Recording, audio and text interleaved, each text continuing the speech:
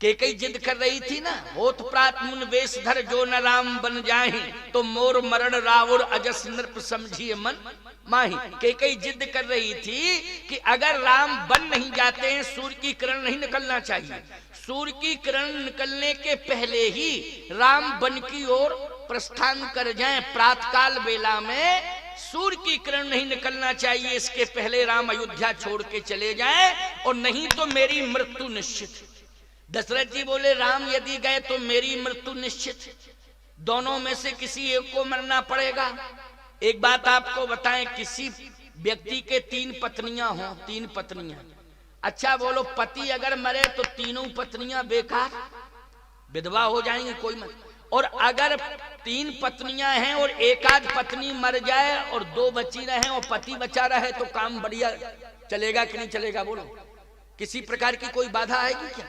हमारी समझ में तो बिल्कुल नहीं आएगी बाधा, क्योंकि 3 पत्नियों में से अगर एक पत्नी मर जाती है, 2 पत्नियां रहती, हम कहते 2 भी मर जाएं तो एक तो है। क्यों भाई, एक तो है, कोई दिक्कत नहीं। लेकिन पति अगर मर जाए तो परिवार का मुखिया ही चला गया ही, ईमानदारी से बताओ, अनाथ हो जाएगा वो परिवार कि नहीं हो जाएगा? क्योंकि एक मुखिया के जाने से। तो सीधी सी बात ये थी कि अगर कैकेयी ये शर्त रख रही थी कि राम बन नहीं जाते हैं तो मैं मर जाऊंगी, और दशरथ जी कह रहे थे कि राम अगर बन चले गए तो मैं मर जाऊंगा, तो बोलो किसका मरना ठीक था जरा बताओ। वैसे नियम हम बतावें आपको, सही नियम बताएं। पति के पहले पत्नी को मरना चाहिए, वो भाग्यवान मानी जाती है। पति के पहले जो पत्नी मर के चली जाती है, बोलो ईमानदारी से, उसको सुहागवती कहते हैं कि नहीं? तुम्हारे छत्तीसगढ़ में भी यही कहते होंगे, कहते कि नहीं? भाग्यवान मानी जाती है कि नहीं मानी जाती?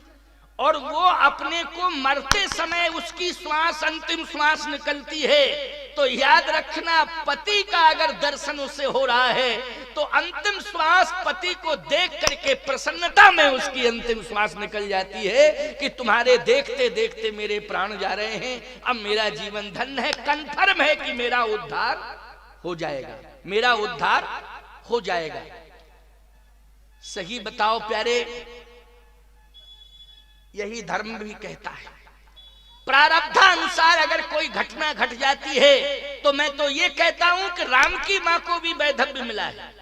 कोई संसार की नारी अपने आप को ये न कहे कि मैं ही ऐसी अभागिनी हूं कि मेरे देखते देखते मेरा पति चला गया।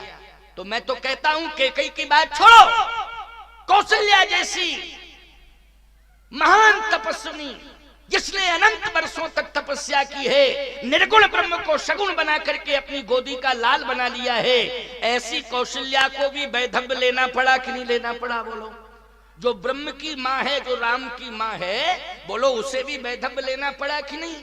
हमारा किसी प्रकार से ऐसा भाव नहीं है कि अगर दुर्भाग्य के कारण, किसी घटना के कारण कभी किसी परिवार में ऐसी कंडीशन आ गई हो तो वो माताएं अपने को ये सोचने लगे कि स्वामी जी भी तो इस प्रकार की बात कह रहे थे कि उससे बड़ा दुर्भाग्यशाली संसार में कोई होता नहीं है जिसको पति छोड़ करके चला जाए।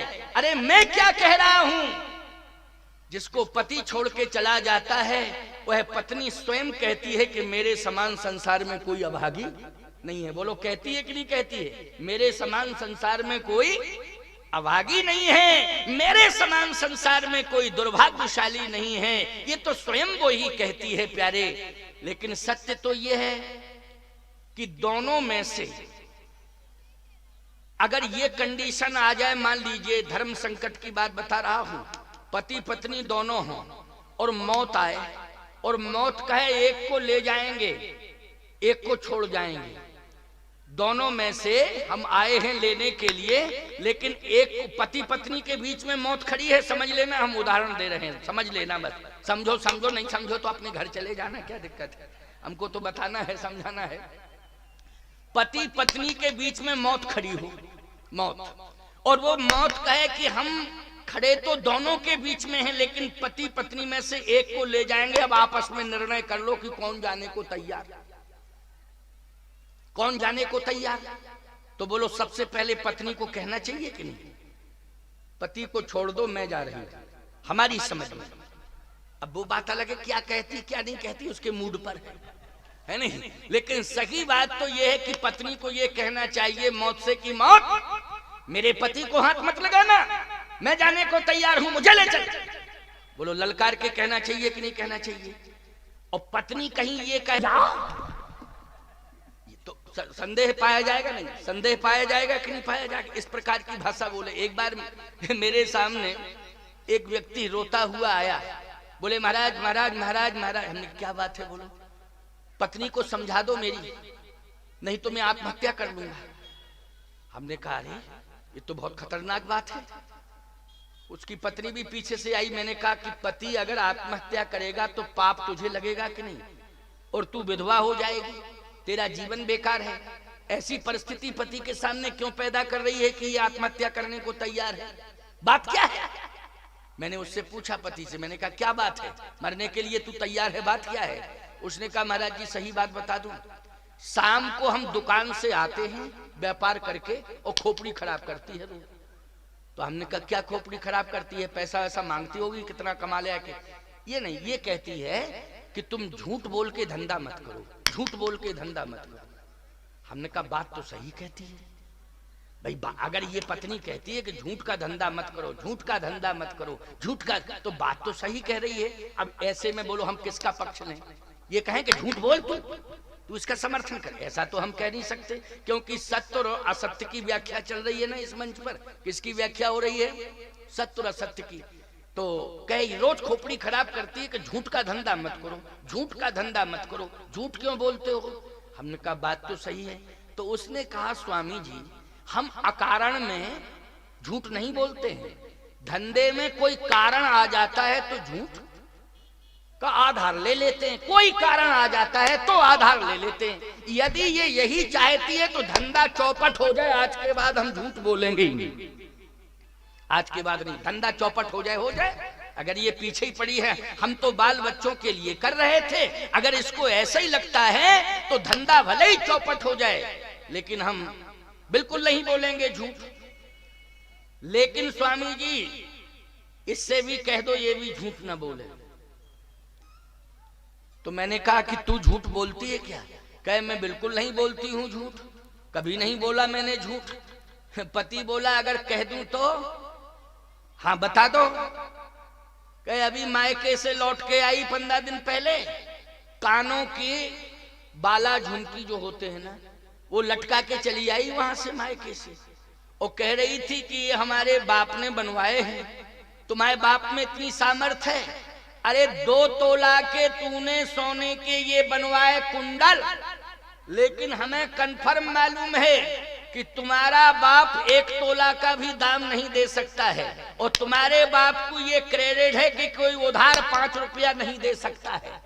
ना दुकानदार उधार करेगा सुनार, और ना कोई व्यापारी तुम्हारे बाप को उधार देगा। लेकिन हम जानते हैं कि खर्च के नाम पर मुझसे पैसा लिया, उसी में बचा बचा के रुपया इकट्ठा किया और मायके गई सोने के बनवा के आ गई के बाप ने दिया।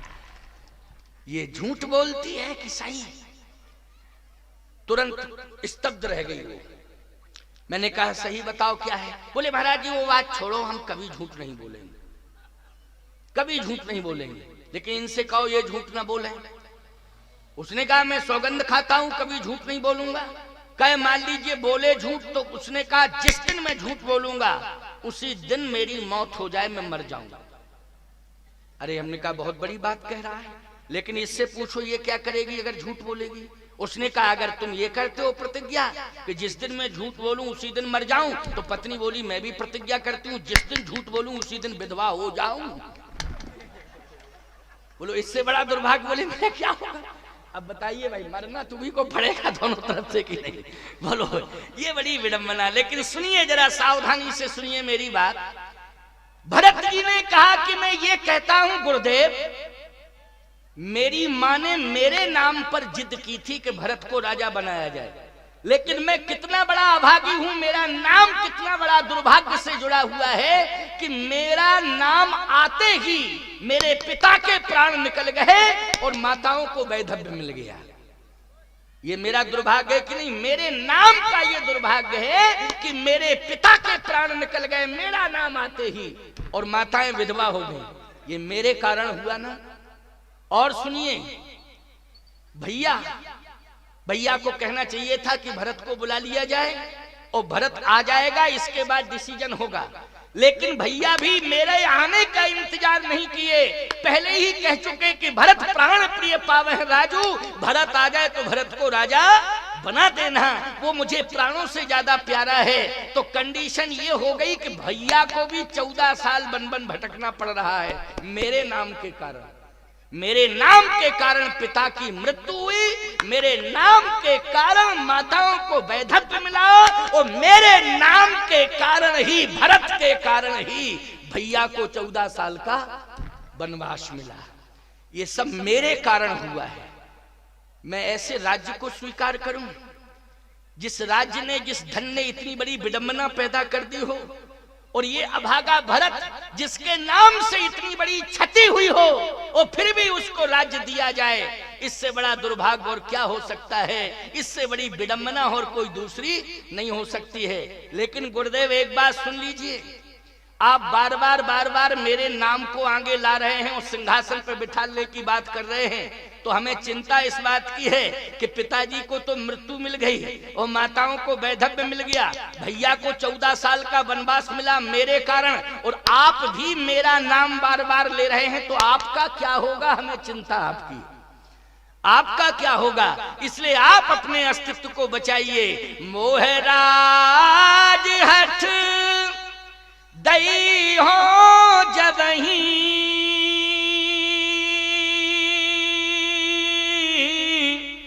तो रसा रसा तल जई है तवही। यदि आप जबरदस्ती मुझे राजा बना देंगे तो ये राज्य ही रसातल में चला जाएगा, इसलिए बचाओ। भरत, ये राज्य कैसे बचेगा? बोले कोई भी राज्य हो, कोई भी संपदा हो, कोई भी अस्तित्व हो, अगर बचता है तो पुरुषार्थ से नहीं बचता है, परमात्मा की कृपा से बचता है। इसलिए परमात्मा की कृपा को प्राप्त करने के लिए हमें एक ही उपाय सोचना चाहिए, क्या? कि सबको छोड़ के परमात्मा की खोज करनी चाहिए। सबको छोड़ के किसकी खोज करनी चाहिए? परमात्मा की खोज। ईमानदारी से बताओ, अपने देश में राजतंत्र था पहले, जब देश आजाद नहीं हुआ? बोलो, देश आजाद नहीं हुआ था तो अंग्रेजों का राज आया। अंग्रेजों के पहले ईमानदारी से बताओ राजतंत्र था कि नहीं था? राजा थे बड़े बड़े। छत्तीसगढ़ में तो 36 राज्य थे, 36 राजा थे। बोलो, तभी तो इसका नाम क्या हुआ? 36 राजा थे, तभी तो छत्तीसगढ़ हुआ हमारी समझ में। नहीं और कोई नाम हो तो बताओ। 36 स्टेटें थी, 36 स्टेटें थी, तो 36 स्टेटों के कारण ये क्या बन गया? छत्तीसगढ़ बन गया कि नहीं बन गया? छत्तीसगढ़। और किसी से थोड़ी बना कि 36 नहीं। 36 का मतलब क्या है तुम लोग तो जानते हो? हाँ हाँ, कह रहे जानते हैं। नहीं बेटा, राज्य है ये, कोई जिला थोड़ी है छत्तीसगढ़। छत्तीसगढ़ जिला नहीं है, छत्तीसगढ़ जिला नहीं है। 36 स्टेटें थी, राज्य थे यहाँ 36। इस जहां जहां तक छत्तीसगढ़ की सीमा है वहां वहां तक 36 राज्य थे। 36 राज्यों के कारण इसका नाम छत्तीसगढ़ बना। रायगढ़ के कारण नहीं, गढ़, रायगढ़ आदि आदि जो है, ऐसे तो बहुत गढ़ मिल जाएंगे। ऐसे शहरों के नाम से नहीं है, ये राज्य के नाम से है, स्टेट के नाम से। इसलिए मैं कहता हूं कि ऐसा भी लोग कहें कि महाराज 36 गांव के नाम से किसी गांव में गढ़ जुड़ गया हो तो उसके नाम से जो है 36 गढ़ गढ़ गढ़ गढ़ गढ़ गढ़ गढ़ गढ़ गढ़ गढ़ गढ़ गढ़ गढ़ गढ़ ऐसे 36 गढ़ जुड़े तो छत्तीसगढ़। अरे गढ़ में नहीं, गढ़ तो ऐसे बहुत है, मध्य प्रदेश में तो बहुत ही गढ़ है। तमाम ऐसे सर्वे किया जाए तो। अच्छा एक बात बताओ, कहीं 50 गढ़ गढ़ गढ़ गढ़ लिखे हों गांव के नाम में तो वहां 50 गढ़, जहां 100 गढ़ लिखे हों 100 गढ़ हैं, और जहां गढ़ई गढ़ हो गढ़ई गढ़ गढ़ गढ़ गढ़ गढ़। तो छत्तीसगढ़, 36 स्टेट हैं प्यारे, इसलिए 36 स्टेटों के कारण ये छत्तीसगढ़ बन गया। और वैसे ये धार्मिक अंचल है। छत्तीसगढ़ की सीमा जहां जहां तक है वहां वहां तक धार्मिकता है। क्यों है? क्योंकि छत्तीसगढ़ की सीमा जहां जहां तक है वहां की मिट्टी में भक्ति है। कौशल्या जी को भक्ति माना गया।